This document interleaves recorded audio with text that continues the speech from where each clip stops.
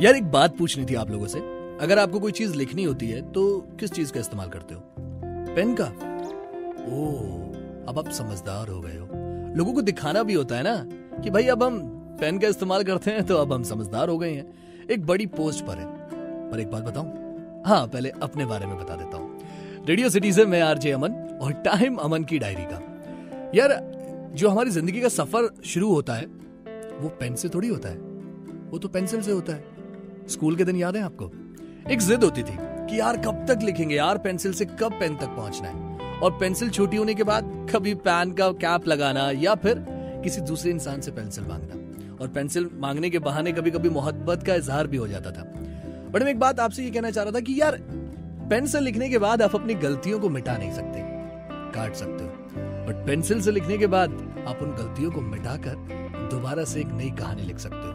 आपने कभी नोटिस किया है जब आप कोई चीज लिखते हैं पेन से और अगर आपने गलत लिख दिया तो उसको काटना पड़ता है और उसके बाद वो पेपर कैसा नजर आता है? अच्छा नहीं नजर आता। पर अगर पेंसिल से लिखने के बाद अगर आपने कुछ गलत लिखा है तो आप उसे मिटा देते हो और उसके बाद दोबारा से लिखते हो और वो पेपर पहले की तरह सुंदर नजर आता है। और एक्चुअल में यही जिंदगी है। हम जब एक बड़ी पोस्ट पे पहुंच जाते हैं तो हमारी जेब में पेन होता है, पेंसिल नहीं। और वही पेंसिल आज आपसे कुछ कहना चाहती है कि हाय, मेरा नाम पेंसिल है। आप तो भूल गए मुझे, पर मैं आपको याद दिलाना चाहती हूँ कि आपके घर में जो छोटे बच्चे हैं ना, उनकी शुरुआत भी मुझसे हुई है। और आप जो आज मुझे देख रहे हैं किसी बड़ी पोस्ट पे बैठकर, आपकी शुरुआत भी मुझसे हुई है।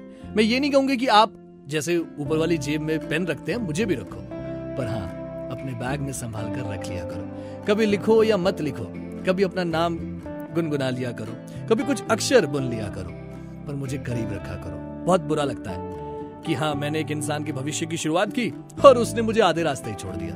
तो प्लीज ऐसा मत करना। मैं जब आपका आधे रास्ते में साथ नहीं छोड़ती हूँ तो आप क्यों छोड़ते हो? और बहुत सारी कहानियां हैं मुझसे जुड़ी हुई, किसी की मोहब्बत का इजहार तो किसी से दोस्ती की लड़ाई। ये सारी बातें समझ में आया ना? तो अमन की डायरी में आज सिर्फ इतना ही। बाकी आप सुनते रहो रेडियो सिटी, रग रग में दौड़े सिटी।